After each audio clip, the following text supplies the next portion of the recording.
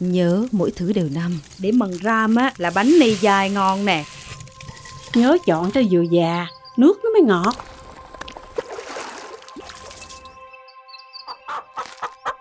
Tết đến là bếp mẹ luôn tất bật, là linh hồn của cả nhà. Món Tết bếp mẹ xưa nay chứa vô vàn bí quyết hương vị tinh túy.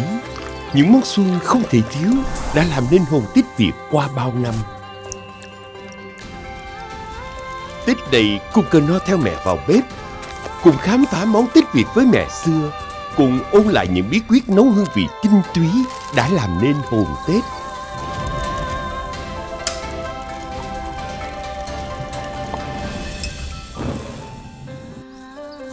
Bóng ngon giòn sực, rau rực Tết vui, muôn sắc ngọt lành, canh xuân tròn vị. Bí quyết 1 là bóng bì. Nồi lấm tấm, ngấm nước vẫn giòn dai, sực sực. 5 bì. 5 hoa cà rốt. 5 nấm hương. Nhớ mọi thứ đều năm. Ý nghĩa vạn vật sinh sôi nảy nở đấy. Bí quyết 2 là nước.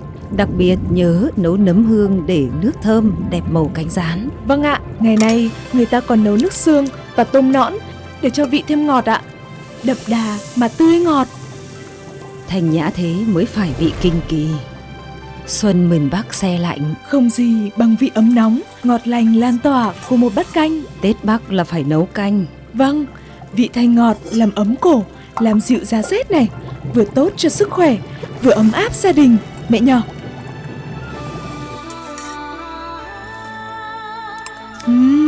Trông như cả một vườn xuân trù phú vậy. Mong năm mới an hòa, vạn sự khởi sắc. Thế nên 4 món nước ngày Tết phải có là bóng, mọc, măng, miến. Thịt kho 2 lửa, phóng khoáng đậm đà, mấu chốt mắm ngon, vuông tròn vị Tết. Đừng có hà tiện gia vị nha. Quan trọng nhất là cái nước mắm nè. Nước mắm từ cốt cá cơm Phú Quốc là ngon nhất nè. Kho thịt mỗi má một bí quyết. Thịt ướp xong rồi phơi nắng, săn lại kho lên màu đẹp lắm nè. Kho ngon trước tiên là để cái nồi nó thiệt là nóng nè. Ở bên Sóc Trăng á, người ta hay đậy tờ giấy báo hút nước mỡ bốc lên, xào cho miếng thịt nó săn lại, rồi chế nước dừa vô. Nhớ chọn cho dừa già, nước nó mới ngọt, trái non, nước nó chua lè ha. Nước dừa nhiều, kho cái màu nó đẹp, không phải thắng đường. Đừng có để nước màu vô, thịt nó đắng. Cái bà năm đầu xóm mình á, bà đậy lá chuối, nửa kính, nửa hở, hút bọt trong nước mà lại thêm hương thơm. Còn có nhà lót một lít bía ở dưới nữa để nó khử mùi nè. Trời ơi, miếng thịt của nó thơm mà ngon quá trời luôn. Xưa người miền Tây dùng cái bếp cà ràng, vững chãi đi ghe, bếp 2 tầng. kho 2 lửa mềm rụt nè. Một chút sau, cào bớt than ra, để lửa riu riu.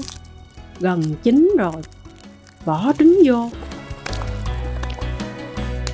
Càng kho càng thơm hơn nước mắm còn. Nhìn nồi thịt kho là thấy năm mới tròn vuông đủ đầy, vạn sự như ý.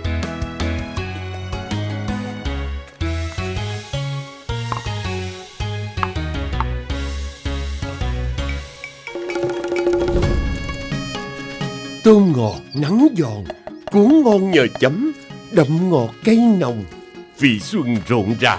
Miền Trung mình á, không có chi ngoài nắng gió, phơi bánh tráng là đã nha. Để mần ram á, là bánh này dài ngon nè. Nêm cho thấm nhân, tươi ngọt. Hòa vô vị của con tôm sông nơi cửa biển, ngó tươi ngọt ghê không?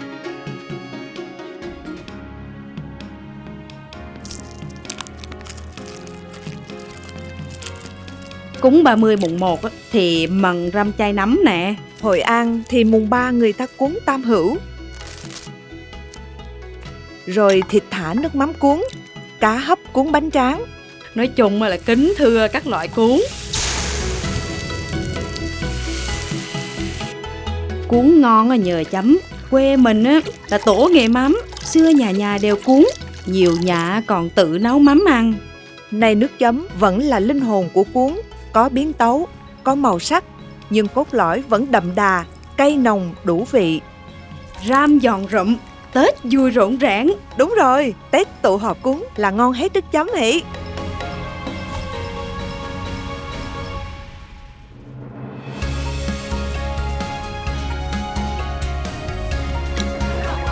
Tết nào cũng vậy, món Tết mẹ nấu tươi tắn nguyện ước, nồng ấm yêu thương, ngọt lành hạnh phúc.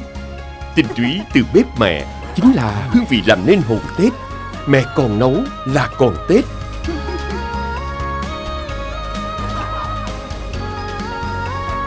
Knorr nâng niu món Tết, giữ ấm bếp nhà, giữ trọn hồn Tết Việt. Knorr tinh túy vị xuân, ấm lòng bếp mẹ.